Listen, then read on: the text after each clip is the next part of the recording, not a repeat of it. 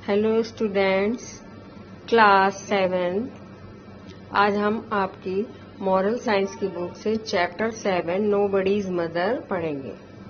And class 7 आज हम आपकी मॉरल साइंस की बुक से चैप्टर 7 लव मीन्स होता है प्यार, हम पढ़ेंगे। यहाँ पर एक माँ के प्यार के बारे में कहानी है, उसको हम पढ़ेंगे। If we will love and respect our mother, अगर हम अपनी माँ से प्यार और सम्मान करेंगे तो god will always make us happy, तो भगवान हमें हमेशा खुश रखेंगे। We all should be respect and help our mother, हम सभी को अपनी माँ का सम्मान करना चाहिए और उनकी मदद करना चाहिए। रीड द फॉलोइंग स्टोरी, ये ही कहानी है जो हम अब आगे पढ़ेंगे। नोबडीज मदर मतलब किसी की माँ, शीर्षक है कहानी का नोबडीज मदर, किसी की माँ। On the pavement in the high society locality of Park Street in Kolkata, footpath पर कोलकाता के पार्क स्ट्रीट के उच्च समाज के इलाके में, जहाँ पर पॉश एरिया था, जहाँ बड़े बड़े लोग रहते थे, एक बूढ़ी औरत रहती थी। लिव्ड एन ओल्ड लेडी, वह बूढ़ी औरत रहती थी। Occupying exactly 6 feet by 6 feet of land, और जो ठीक 6 फुट चौड़ा 6 फुट लंबे जमीन पर एक टुकड़े पर रहती थी। दिस वॉज हर वर्ल्ड, और यही उसकी दुनिया थी। She was a lady of 50 years और 60 ईयर्स में बी 70, वह 50 वर्ष या 60 वर्ष की महिला थी। यहाँ even she had lost count of her age, यहाँ उसने अपनी उम्र की गिनती भी खो दी थी, मतलब उसे अपनी उम्र की गिनती भी याद नहीं थी। She had a wrinkled face with a pleasant smile but a vacant look in her cataract riddled eyes, एक सुखद मुस्कान के साथ उसका झुर्रीदार चेहरा था, लेकिन उसकी मोतियाबिंद से भरी आंखों में एक खाली नजर थी। उसकी आंखों में मोतियाबिंद हो गया था और हमेशा वो जो उसकी नजर थी, ऐसा लगता था कि जैसे वो किसी को ढूंढती रहती है, खाली है उसकी नजरें। Her eyes brightened up when she saw the student of St. Xavier's and Loreto Convent. उसने पास में गुजरते हुए जो कॉन्वेंट के सेंट जेवियर और लोरेटो कॉन्वेंट के छात्रों को देखा और उसकी आंखें उनको देखकर चमक उठी। पास से गुजरते हुए as they passed by the asked Amma how are you and answered fine thank you. पास से गुजरते हुए उन छात्रों को उन्हें उसको अम्मा को देखा और पूछा अम्मा कैसी हो, और उसने उत्तर दिया ठीक हूँ अम्मा, धन्यवाद। Amma as she was fondly called by regulars set headed among her few worldly positions, वह अम्मा को वो इसी प्रकार से रोज बुलाते थे और अम्मा यही उत्तर उनको देती थी, और नियमित रूप से वे प्यार से उन्हें बुलाया जाता था। She had been there for a long as anybody can remember, और उनको इसी तरह से बच्चे याद करते थे और बुलाते थे। The office goers would give her money as they passed by and the college students, office जाने वाले उसे पैसे देते थे और कॉलेज के कुछ छात्र प्यार भरे शब्द, few loving words and smile, हम हल्की मुस्कान और प्यार भरे शब्द कह देते थे। At times they used to stop to talk her, कभी कभी वे उनसे रुककर बातें भी करते थे। She talked in a faltering tone, उसने लड़खड़ाते स्वर में बात की। Her speech punctuated by the tremble of a person who had seen too much.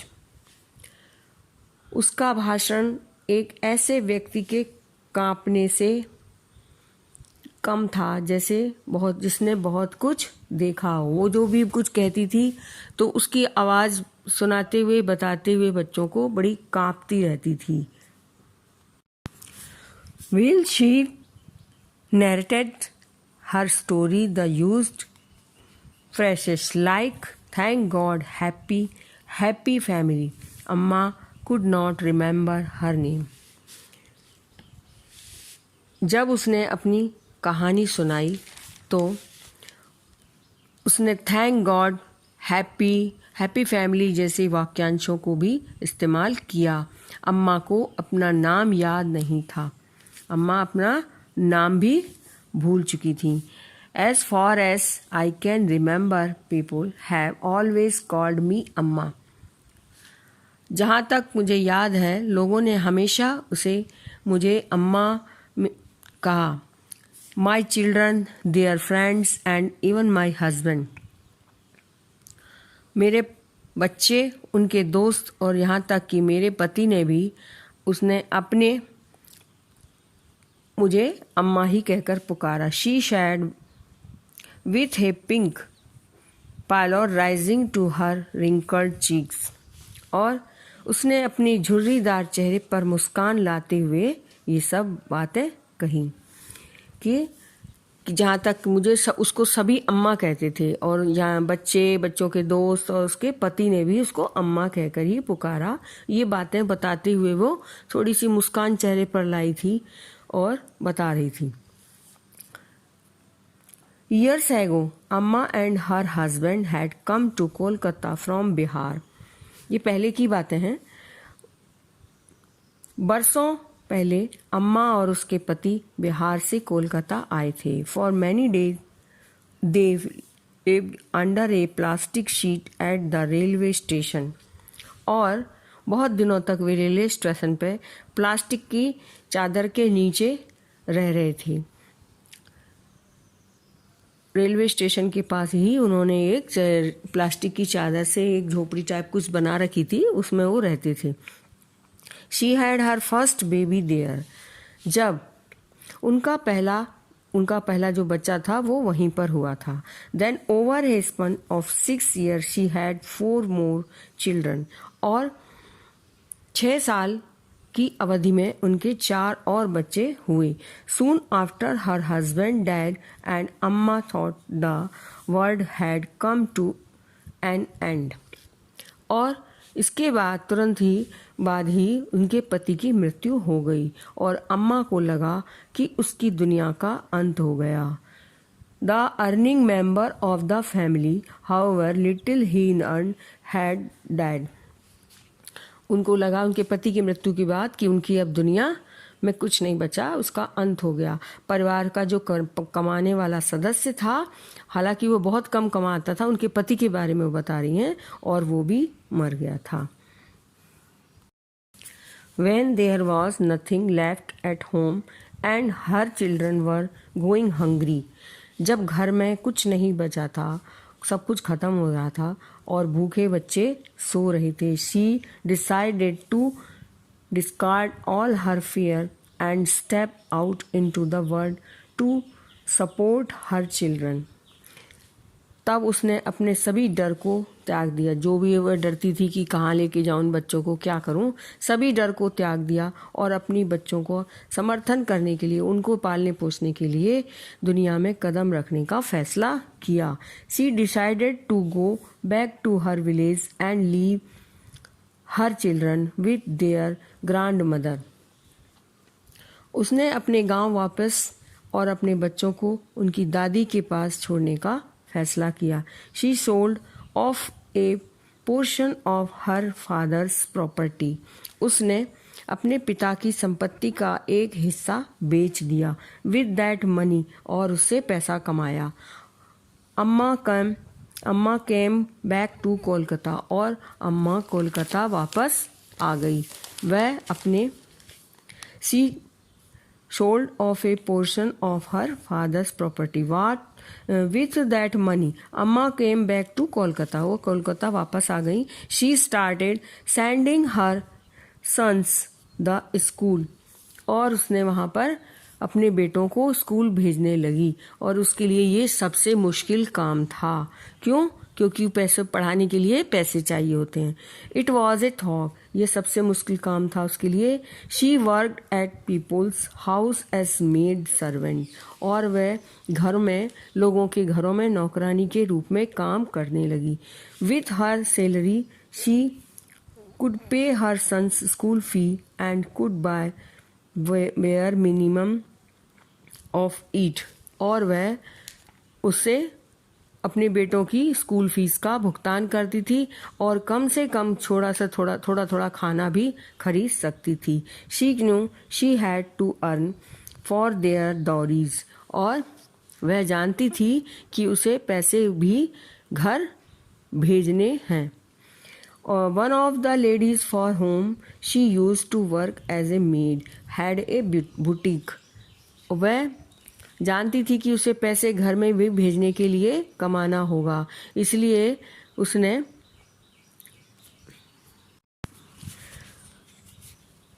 और ज़्यादा पैसे कमाने के लिए प्रयास किया। Home so that her daughters could be fed and clothed, उसने कमाया और ताकि उसकी बेटियों को भी खिलाया जा सके और उन्हें कपड़े पहनाए जा सकें, और उन्हें she also had to save for their dowries, और उनके दहेज के लिए भी वो कुछ बचत कर सके। One of the ladies for home she use to work as a maid had a boutique, और वह नौकरानी, महिलाओं के घर में नौकरानी का काम करती थी। उनमें से किसी एक का बुटीक था। She in taught her to stitch and Amma started helping her out, और अम्मा ने वहाँ पर जाकर बुटीक में सिलाई करना सीख लिया, और उसे सीखने के बाद उन्हीं महिलाओं की वो काम में मदद करने लगी। This help Amma to add to her income, और वह इस तरह से अम्मा ने अपनी आय को बढ़ाने में मदद मिली। Few years later the boutique lady left the city but Amma continued to working. कुछ समय बाद वो बुटीक वाली जो महिला थी उसने वो शहर छोड़ दिया, वो अन्यत्र शहर चली गई, लेकिन अम्मा ने अपना काम जारी रखा।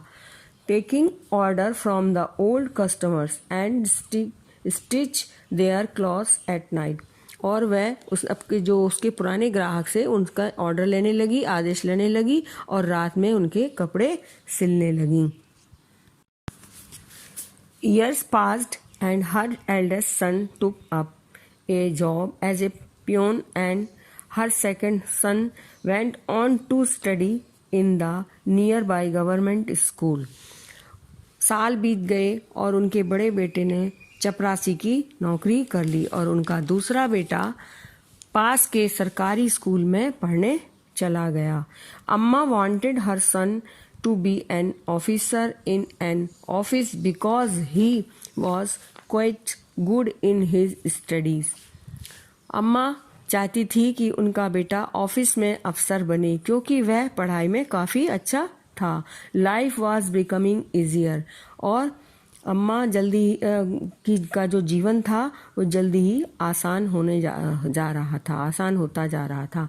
अम्मा was soon able to build her own house, Amma ने जल्दी ही अपना घर बनाने में वह सक्षम हो गई और बनाना उसने अपना शुरू कर दिया। After she had build her house, अपना घर बनाने के बाद उन्होंने she called her daughters and mothers to Kolkata, अपनी माँ, बेटियों और अपनी माँ को कोलकाता बुलाया। Amma taught the art of stitching so her daughters also, और अम्मा ने अपनी बेटियों को भी सिलाई की कला सिखाई। It had become a even more comfortable living with her daughters, helping her out with her work, और उनकी बेटियों के साथ उनके काम में भी मदद करने को मिल गई और वह भी उनके साथ काम करने लगी और भी उसको अब आराम हो गया। One of them even got a job as a baby sitter, और उनमें से एक लड़की को बेबी सीटर की नौकरी मिल गई। बेबी सीटर माने किसी घर में बच्चे के आया का काम मिल गया। They earn enough to be able to save a little, और वह उसमें से थोड़ा सा इतना कमाने लगी कि उसमें से वह थोड़ा सा बचत कर सके। Soon both the daughters were married, और उसने अपनी दोनों बेटियों की जल्दी ही शादी कर दी। Amma's youngest son wanted to be a driver, Amma का सबसे छोटा बेटा ड्राइवर बनना चाहता था। So she got him admitted in a driving school, और इसलिए उसको ड्राइविंग स्कूल में भर्ती करा दिया। After learning how to drive, और वह he started working as a driver for a big industrialist, और जब वो ड्राइविंग सीख गया तो सीखने के बाद उसने एक बड़े उद्योगपति के यहाँ अच्छी नौकरी करने लगा। Her second son after graduation got into a good job in a government office, और उसका दूसरा बेटा वह स्नातक स्तर की पढ़ाई के बाद एक सरकारी कार्यालय में अच्छी नौकरी करने लगा। She was finally enjoying life, और वह अपने बच्चों के साथ जीवन का आनंद ले रही थी। Her sons got married and bought home wifes who helped Amma her work, और इसके बाद उनके दोनों बेटों ने शादी कर ली और ऐसी घरेलू कामकाज करने वाली पत्नी ले आए, जिसमें विल अम्मा played with her grand children, और उसकी जो पत्नियां थी वो भी अम्मा के काम में मदद करने लगी और अम्मा अपने पोते पोतियों के साथ खेलती थी। Life had come a full circle, और यह जीवन का एक पूर्ण चक्र, जो जीवन था उनका एक पूर्ण चक्र में आ गया था। Whenever she narrated her story to anyone, so she sounded satisfied with the incident as it went. जब भी वह अम्मा अपनी कहानी किसी को सुनाती, इस घटना को कहानी को सुनाती थी तो वह सुनाकर बड़ी संतुष्ट होती थी। But at a point she use to lower her voice, और इस कहानी को सुनाते सुनाते कभी कभी उसके आवाज़ भी धीमी हो जाती थी, आवाज़ अपनी कम कर लेती थी। Even after so many years that she could not remember, यदि वह इतने सालों के बाद भी इस घटना को सुनाते हुए उसकी आंसू में the incident would bring tears into her eyes, आंखों में आंसू आ जाते थे। Trying desperately so to stop her tears was a small sea would continue, और वह आंसुओं को रोकने की पूरी कोशिश करते हुए वह आगे कहती, then a single fight change it all, यह लड़ाई है इसने सब कुछ बदल दिया। The sons threw me out of the house, एक छोटी सी लड़ाई थी, उसके बाद उसके बेटों ने उसको घर से बाहर निकाल दिया। It was a small fight, you know nowhere to go, I walked till a found this place, और यह छोटी सी लड़ाई थी, तुम्हें क्या पता, मतलब कहानी को सुनाते हुए वो कहती है, कहीं नहीं जब तक मुझे नहीं मिली तब तक, and I have been here ever since, और ये मैं यहीं पर तब से हूँ। Amma knew that the pavement would be her last house, और अम्मा जानती थी फुटपाथ ही उसका आखिरी घर होगा। So she had collected money and given into one of the shopkeepers to cremate her for her last ride. उसने अपने अपने लिए पैसे एकत्र किए और उसे अपने अंतिम संस्कार के लिए वहाँ पर जो शॉपकीपर दुकानदार वगैरह थे उनको दे दिए। Amma had gone through so much of misery. Amma ने इतने कष्ट झेले थे लेकिन उन्होंने कभी शिकायत नहीं की। बट शी नेवर कंप्लेन्ड, उसने कभी शिकायत नहीं की। God does everything for the best, भगवान जो भी करता है सबके लिए अच्छे के लिए करता है। If I am to die her here I shall, she said with his smile. और उसने कहा अगर मुझे मरना है तो मैं यहीं मरूंगी।